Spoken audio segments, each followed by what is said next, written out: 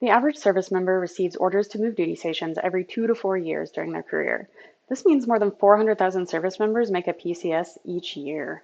A permanent change of station, or more commonly known as a PCS, is a longer term assignment working as their home base. The military member may still be deployed or temporarily assigned to other locations while living at their permanent duty station. This forced semi-nomadic lifestyle creates instability and additional financial challenges. All branches are actively messaging their attempt to reduce the number of required PCSs, acknowledging the financial and emotional costs. The majority of PCS orders involve the relocation of the service member and their dependents if they have them. Orders that entitle dependents to move with the service member are referred to as accompanied orders. Accompanied orders are typically 36 months long and can be within the US or overseas. Accompanied orders are relatively unremarkable in their execution or entitlements. When dependents are not authorized to move with the service member, these are known as unaccompanied orders. This is often due to the nature of the assignment, hazardous living conditions of the duty station or area, or availability of services at these locations. These assignments are generally no more than 24 months long and are often overseas locations. And when unaccompanied, it is additional financial impact considerations surrounding housing and allowances, not to mention the stresses and emotions of separation. The process of assigning a member to accompanied or unaccompanied tour is determined by the needs of the military and does not take into account whether or not the service member has dependents. The only time the needs of the dependents are considered is when they are in the EFMP program, requiring special medical services be available. Frequent moves create financial hardships, which will be discussed later. It's important to know that while accompanied orders give dependents the opportunity to move and live with their service member, it does not require them to move. It's not uncommon to find a service member unaccompanied at a new duty station by choice. This is referred to as being a geographical bachelor, or geobachelling for short. The family could choose to live separately for many reasons. These considerations include the spouse's employment and career prospects. Perhaps the spouse does not want to endure frequent moves and interruptions to employment and chooses to build their career in a single location. Or the family may rely on second income and the new duty station location does not have a promising job market. Other family considerations include having dependents with special needs, caring for elderly family members, or not wanting to interrupt a child's final years in high school. When the family has weighed the pros and cons of PCSing together and found the benefits of living separately to be greater, they have a few living options. Some choose to live apart because the home they own would be a greater financial burden due to a slow rental market. They can choose to remain in that owned home at that old duty station. They can also choose to move in with a family member located anywhere. This choice is often made to reduce the cost of housing by paying lower than fair market value or no rent at all to the family member. There is also the uncertain option of moving to the follow-on installation. Skipping a duty station to move to the next is a gamble. While service members can sometimes narrow the location of their next assignment based on their time in service and rate, it is not guaranteed. While the goal is to issue PCS orders at least 120 days before the report date, they can be issued or changed as quickly as 10 days before the report date. In a personal story, my family was issued PCS orders about 120 days from the report date, and 11 days before our movers were scheduled to pack our belongings, we were issued PCS orders for an entirely different location. Nothing is guaranteed in the military until after it happens. The amount of basic housing allowance, BAH, will be based on the service member's PCS orders, not where the family is located. This is something to take into consideration for the budget. If the GeoBatch location has a lower cost of living, there might be a reduction in the BAH received. This loss of income per se needs to be factored into expenses. Alternatively, if it has a higher cost of living, the BAH could be greater. The greater amount should be considered thoughtfully so as not to unsustainably rely on a perceived temporary income increase. The potential to double expenses should also be taken into consideration. Not only will the service family be paying living expenses for the spouse and children, but they will also have to pay separate expenses for the service member. The service member will likely need to engage a rental property, as the option for living in unaccompanied quarters on base for free is not always an option. PCS travel time is the allotted time service members are authorized to complete their move from one duty station to another. The number of days given for travel depends on several factors, including distance, mode of travel, and whether dependents are accompanying. Even if PCS orders come at the last minute, the service member is given a safe number of days to make their transit. If the distance is greater than 350 miles, that total distance is divided by 350 to produce the total number of days allotted. If less than 400 miles, the total travel time allotted is 1 day. Mileage is reimbursed for the distance traveled on official orders. Extensions are provided for emergencies and unexpected events beyond the service member's control. Requests for additional travel days for valid reasons must be approved by the appropriate military authority.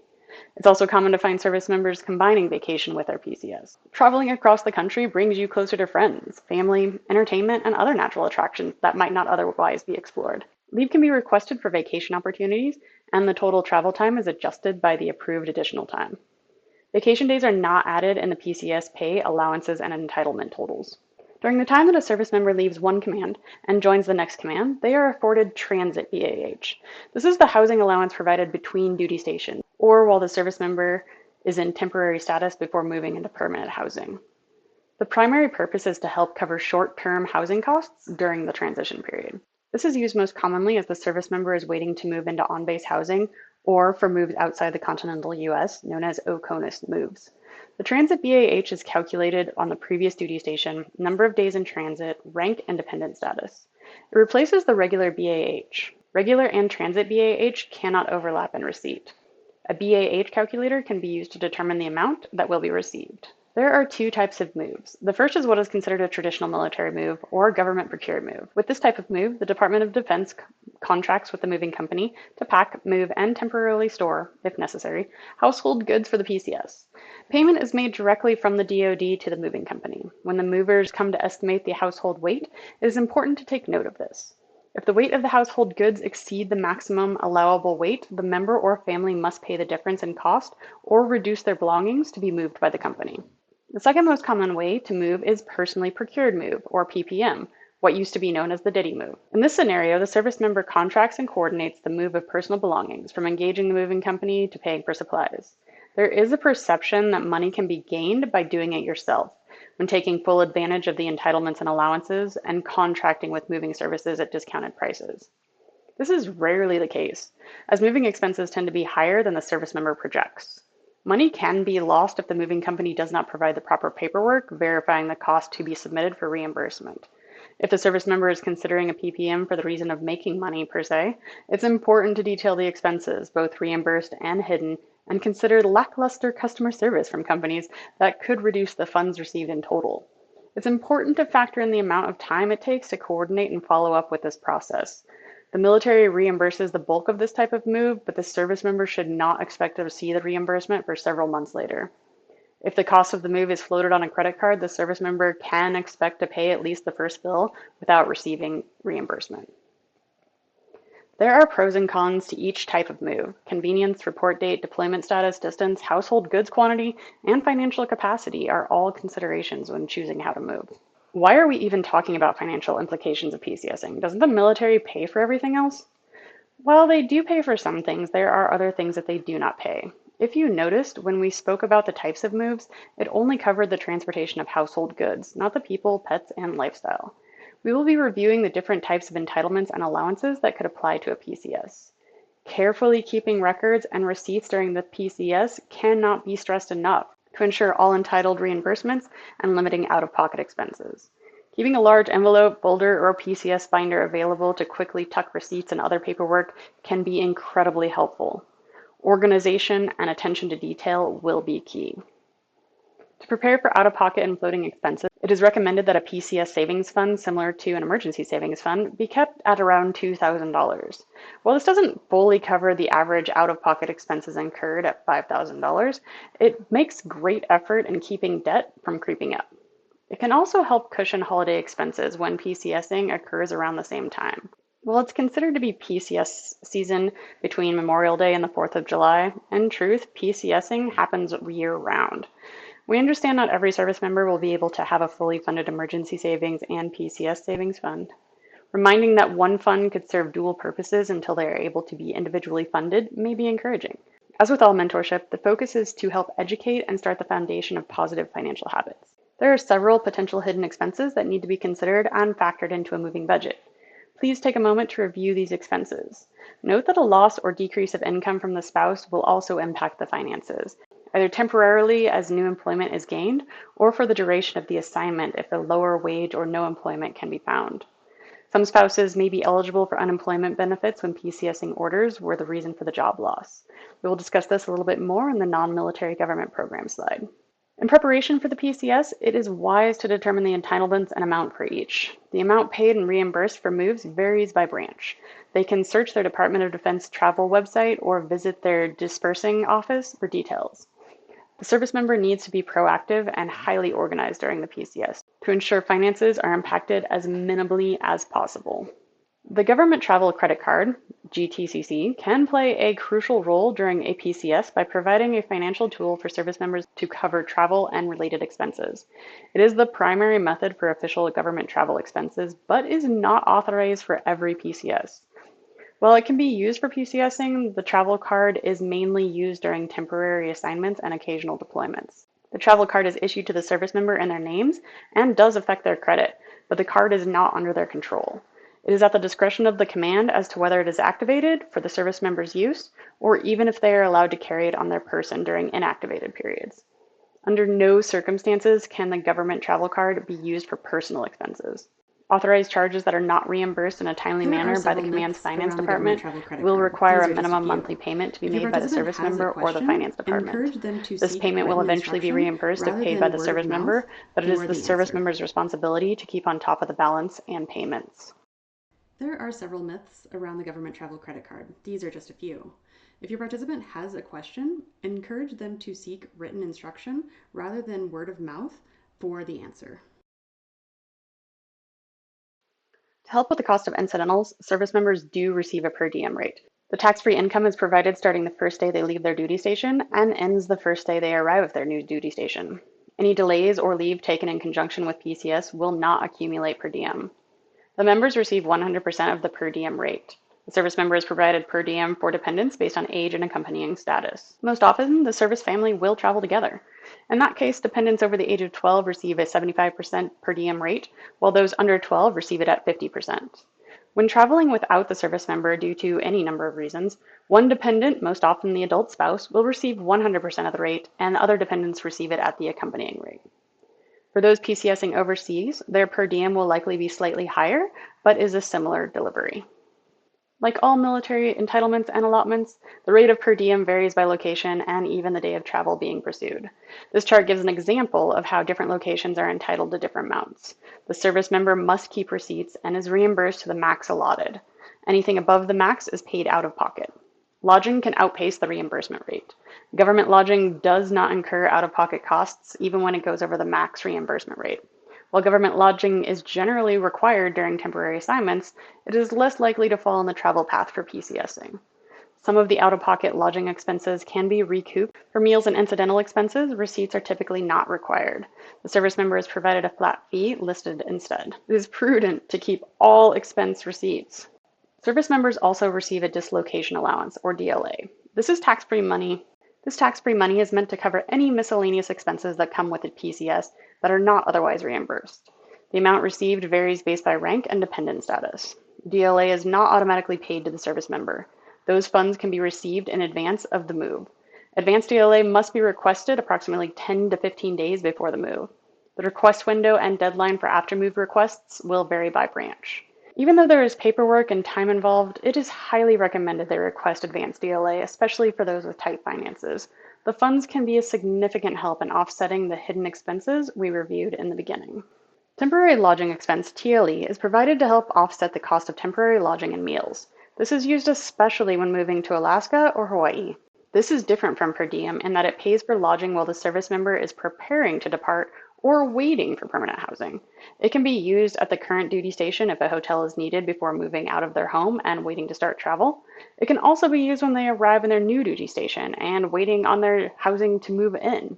There is a max of 14 days that can be requested either at the old duty station, the new duty station, or split between the locations. Again, receipts must be provided. Temporary lodging allowance, or TLA, is the same but for overseas duty locations. The government travel card can be used to pay for the TLE and TLA reimbursable expenses if the service member has access to it, or it can be requested in advance. It's typically requested after the move is complete. The amount provided is rank, location, and actual cost dependent.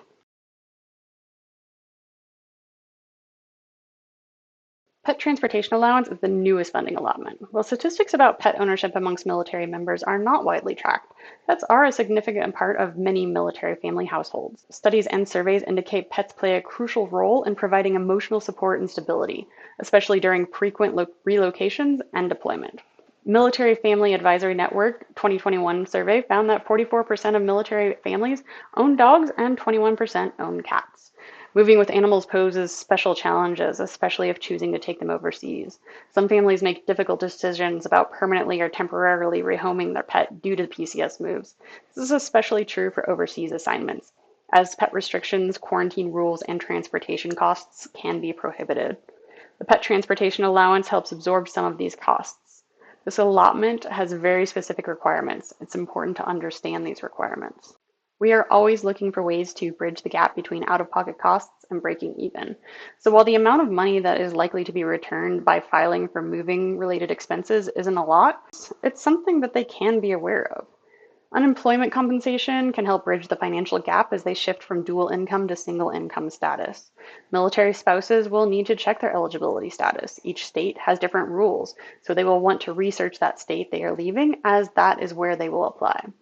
Some factors figuring into eligibility include minimum hours worked, the reason for leaving in employment, so make sure they notify that PCSing was the reason for quitting, geographical distance between their old employer and their new location, and whether they will pursue employment opportunities in the new location.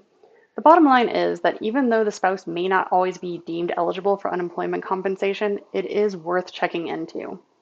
Spouses with student loans can also look into applying for unemployment deferment.